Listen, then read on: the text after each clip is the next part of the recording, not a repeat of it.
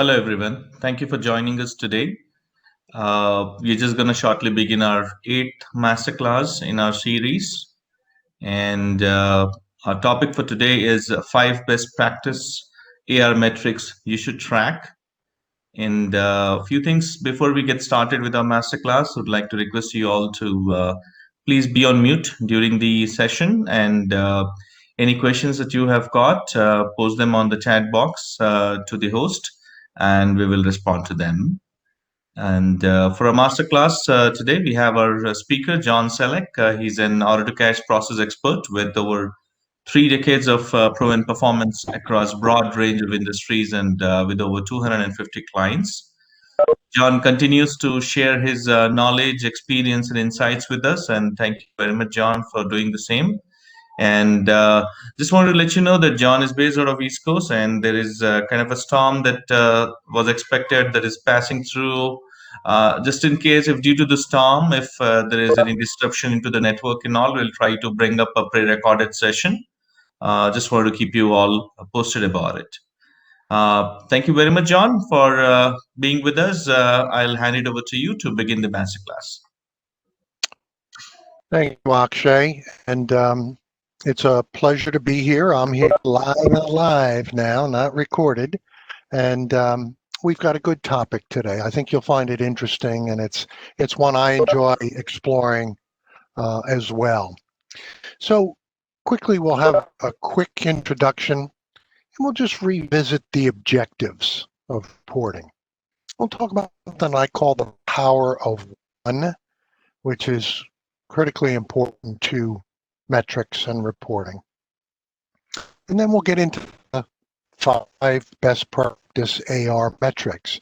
I must tell you, it was not easy to reduce the list to 5, but that's the exercise, and it's always good to put some thought into fewer rather than more, and I'll share those with you. And we'll talk briefly about a customer success story, wrap it up with a conclusion, and then answer any questions you have, all within this 30-minute time frame.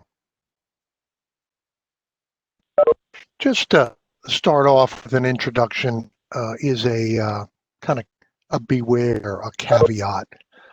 From what I've seen in my years of consulting with many firms, a lot of them have adopted a very, very heavy monthly reporting pack, and it ends up taking up a lot of time and effort from the credit department. And what I've seen in particular is what I call this reporting downward spiral. And I think it's pretty easy to see how this happens, right? The first month you get some subpar results, you get requests for special reports. What happened? How did this happen? Let's analyze it. So what happens, instead of spending 2 days a month reporting, you spend 4 days of that month reporting, and thereby decreasing to 60 days the amount of time devoted to actually driving results. And again, the cycle can itself month after month after month, so that within just a couple of months, you're spending a quarter of your time on reporting and analyses, and only 3/4 of your time actually driving results. So beware of this. Now, constraint the request reports is difficult because they generally come from your boss. So, the other answer here is automating as much as possible the monthly reporting pack, and having a very slick query capability to handle those special requests. All right, let's step back a second and just think about the objectives of reporting. Well, clearly, you want to measure performance of receivables asset and also revenue stream that feeds that asset. And of course, along the classic dimensions of effectiveness and efficiency. And There's also, I think, a role and a desire to provide a level of insight into the operations and the challenges. But as I said earlier, not a deep dive set of analytics published every month. Tough on the reader, tough on the people who have to put it together. So to me, one of the objectives of reporting is to minimize the time and cost of reporting. Clearly, that old adage, you cannot manage what you don't measure, is true. And I'm a big believer in that. Big believer in that. So in that spirit, that's how we'll look at this issue. Power of one. What do I mean by that? Well, one single consolidated view of the total accounts receivable asset. Another phrase is a single version of the truth. Now, this is absolutely essential and a requirement when we talk about financial statements, the general ledger, audit standpoint, Sarbanes-Oxley standpoint, a single version of the truth. Well, it's also very, very important for receivables. You want it to have a global scope, and every dollar and every open transaction for every customer.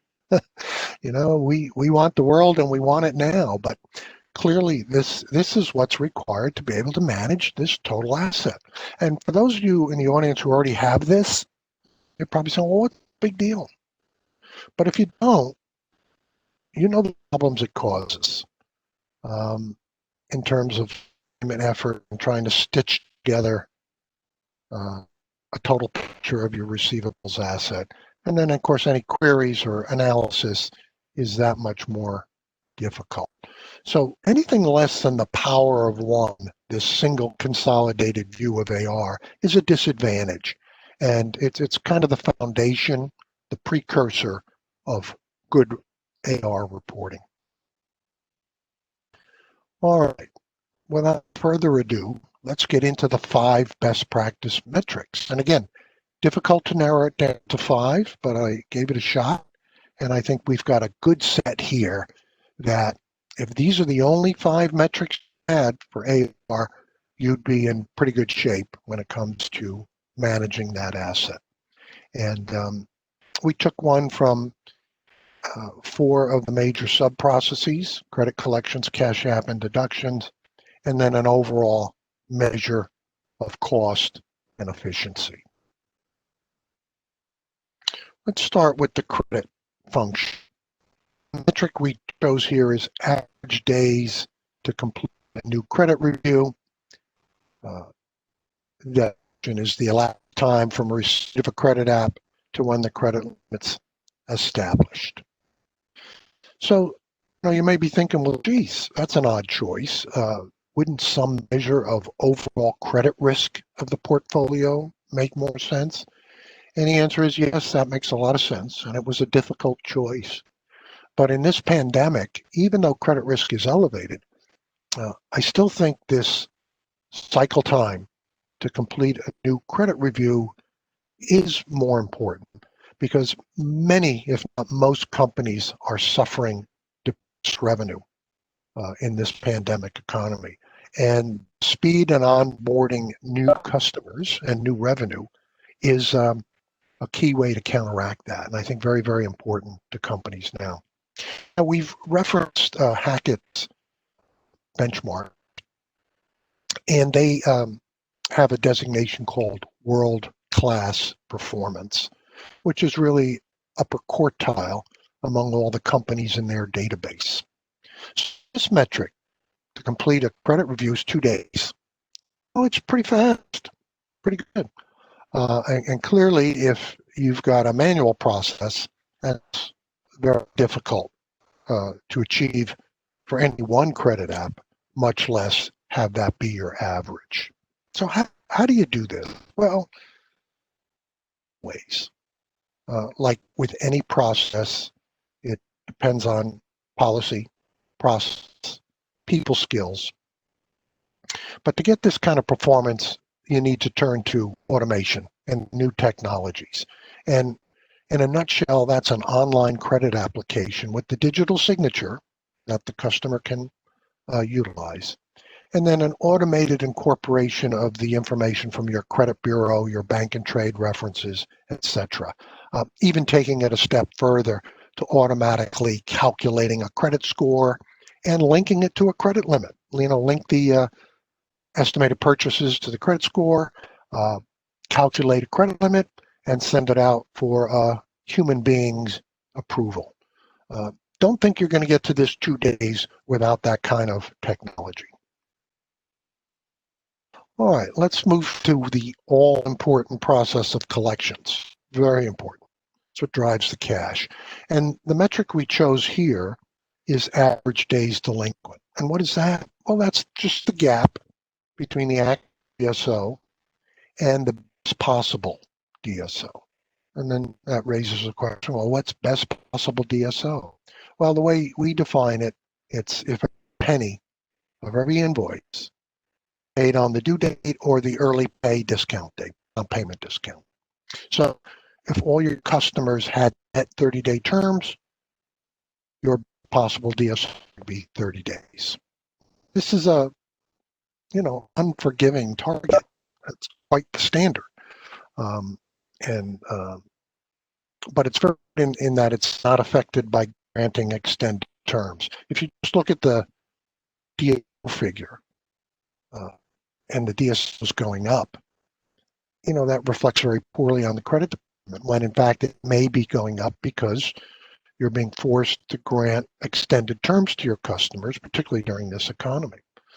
So this metric is immune to that impact. So what is Hackett defined as the world-class performance here? 4 days, 4-day gap. So again, if your best possible DSO is 30 days, you'd be a world-class performer if your actual DSO was 34 days, which is really good, right? And again, how do you achieve this? Well, it's always the mix of policy, process, people skills. But here again, we feel you can't really get to this world-class performance without the right technology. And there's a lot of attributes in that world-class technology, but I would choose and highlight to you is an automated, customized collection prioritization logic. This way, the technology arrays or ranks the customers in each collector's portfolio as to the order in which they should be contacted. And the beauty of that is it kind of forces all your collectors to use the best practice prioritization because it's hardwired into the technology, and it can be customized to the manager's preferences and also to the customer base, the revenue streams you're managing. So that's automated and developed. Collectors come in the morning, log on, boom, their call list, their contact list, prioritized in the best possible way and the way you want it. And then the other part of this is automation of contacts. Again, when you are smaller accounts, and even a lot of your medium accounts, hard to contact them all within a month, but automate through email or text message or other means enables you to contact all of them, which is a key to improved results. All right, let's go to the cash application process now. Cash app, I always say, is like an umpire in baseball. If it's running well, not making any errors, and up, it's unnoticed. But when it falls behind or misapplies cash, it is noticed and comes under some criticism. So what's the metric here? Well, the single best metric is the auto cash hit rate. And that's defined as the percent of customer payments that are applied to open invoices automatically. So it's automatically by people. I mean, what a great way to improve productivity and efficiency. And it only counts payments posted to open invoices, not just posted to the account, which becomes unapplied cash on the account. And of course, those payments that have to be posted manually are excluded. And, it's just a pure displacement of manual effort.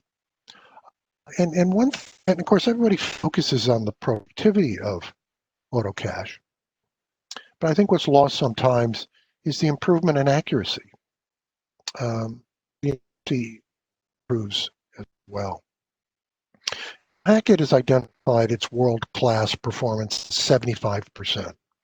Which is good. 75% of payments that come in the house are applied untouched by human hands. Great. But we've seen hit rates above 90, and some of our clients have hit rates above 90, which now you're getting into ultra efficiency. Really nice. So what can do that? Well, this one is pure technology play. Now, certainly, it is some cleverness and creativity in designing some algorithms. But clearly what we find available today, not in the future, today, is artificial intelligence-driven automated extraction of remit data from the multiple sources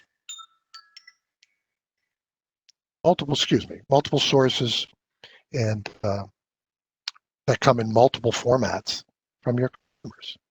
And this includes customer vendor portals.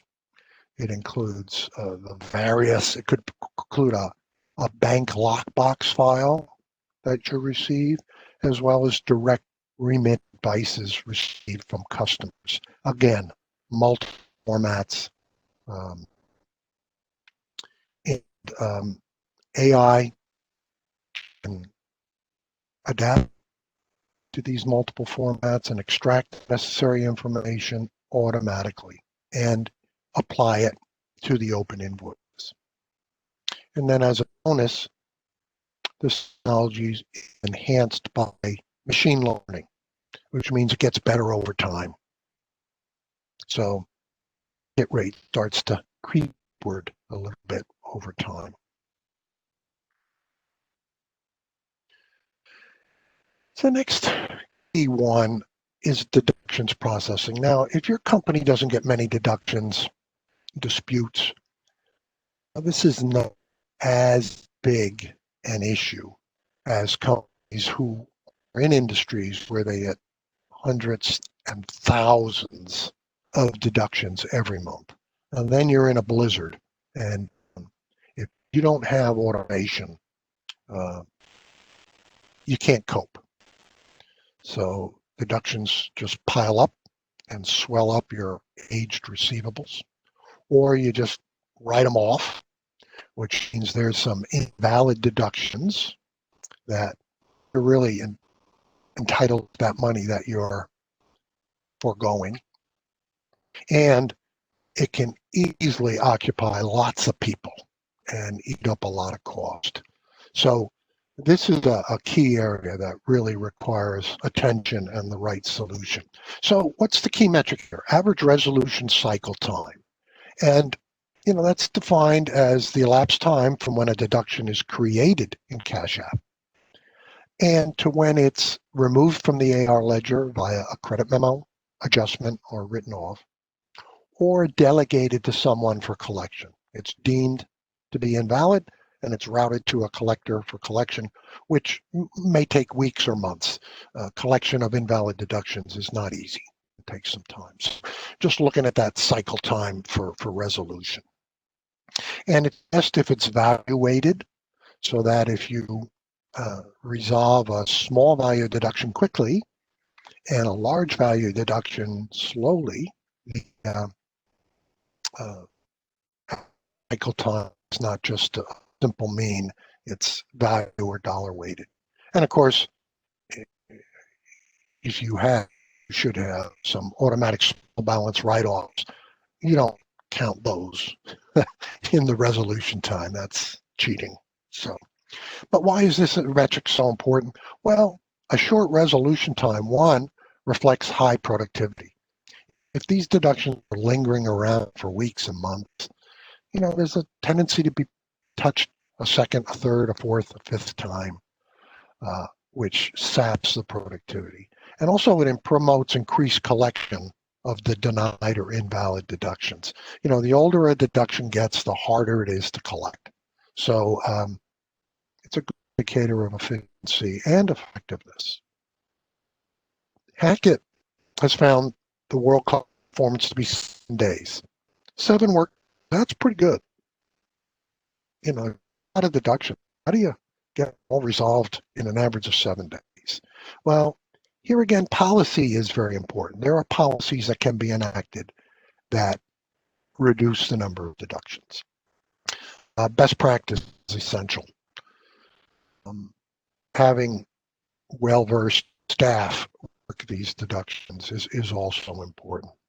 But to get to this world-class performance, here again, you need the right technology. And it's AI-driven automated deduction creation, SHAP.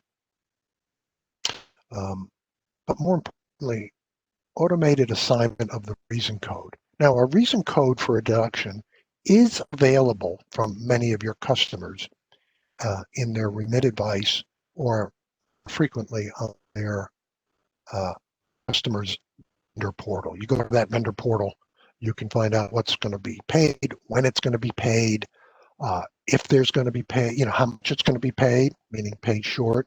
And usually, if it's going to be paid short, there's a reason code. I can extract that reason code as well as the other pertinent information, create the deduction, and with the right deduction tool based on reason code, route it to the person best positioned to resolve it. And again, this has got to work with multiple formats, multiple sources of deduction. The last one, is I guess the ultimate measure of efficiency. It's the total process cost as a percent of revenue.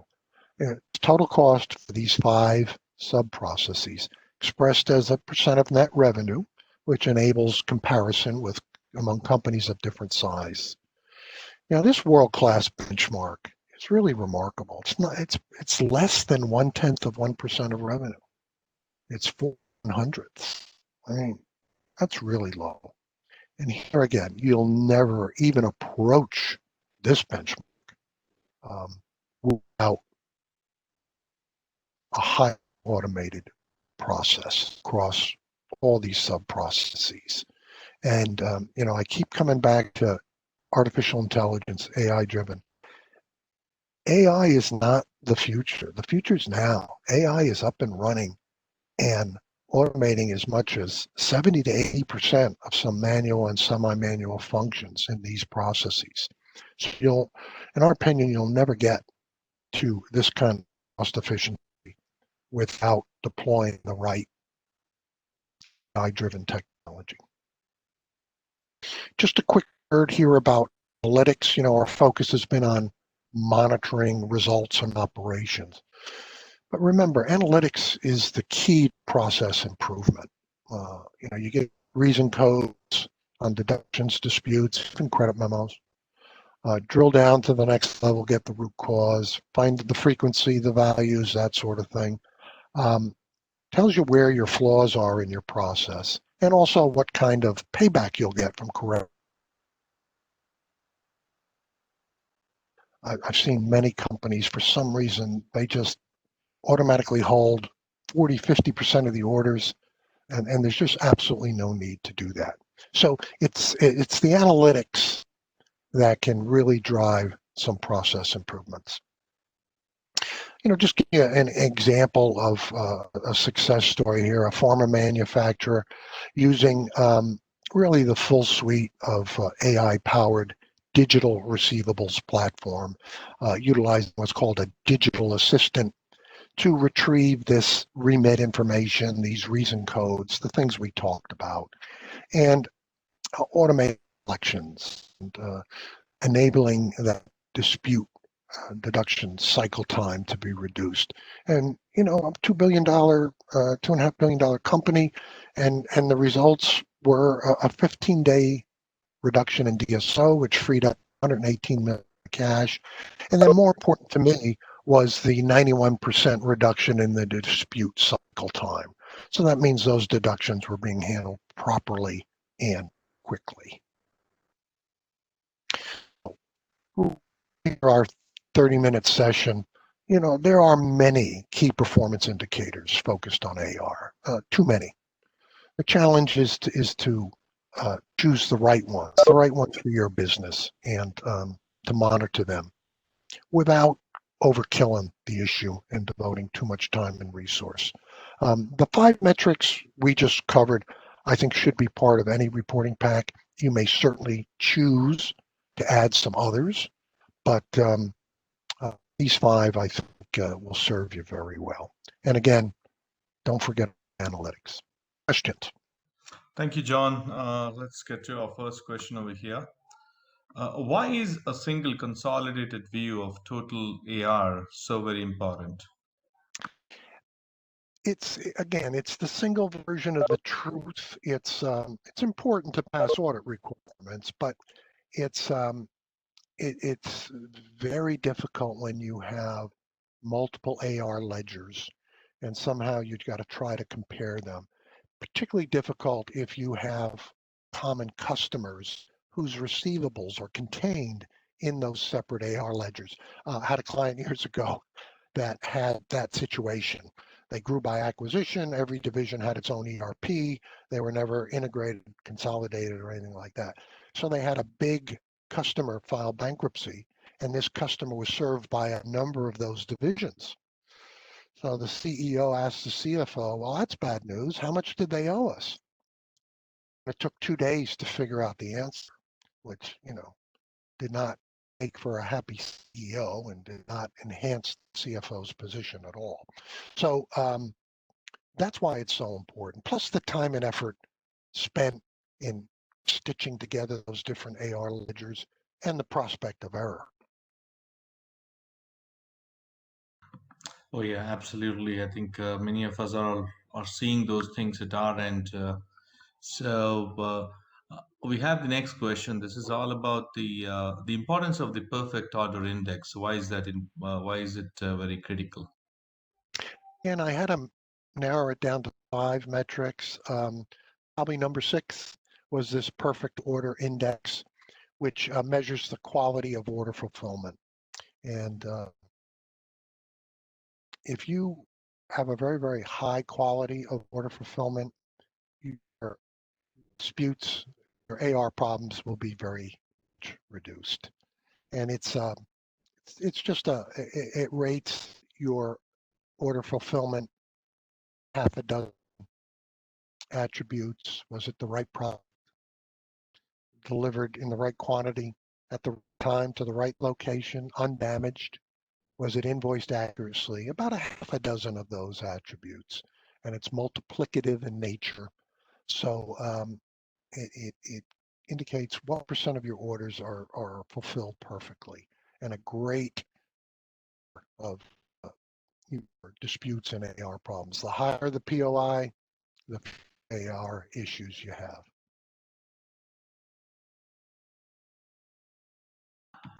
Thanks, John. I think just about a few more seconds to go for our top of the hour. Let's take the last question. The question is, why do you recommend tracking backlogs? I'm sorry, Shay, could you repeat that? Tracking? Oh, Yeah, backlogs, yeah, the right. backlogs. Yeah, Yeah, yeah. exactly.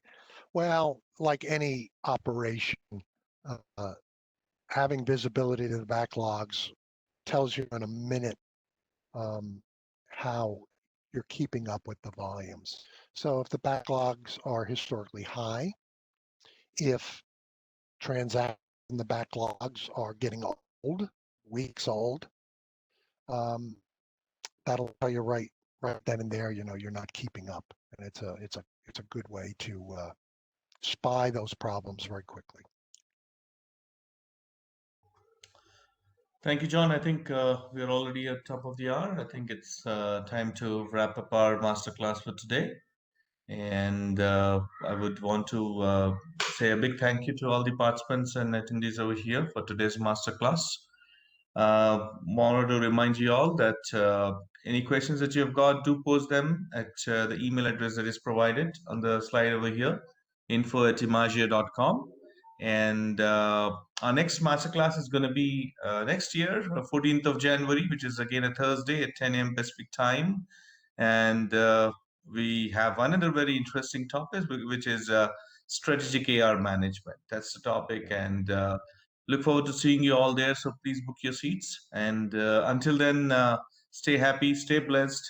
It's Christmas time, and have a very very happy Christmas. Merry Christmas to all of you and your families, and wishing you all a happy New Year in advance as well. Take care of yourselves. Thanks a lot, John, and wonderful having you with us today as well. My pleasure, Akshay, and thank you, everyone. Thank you.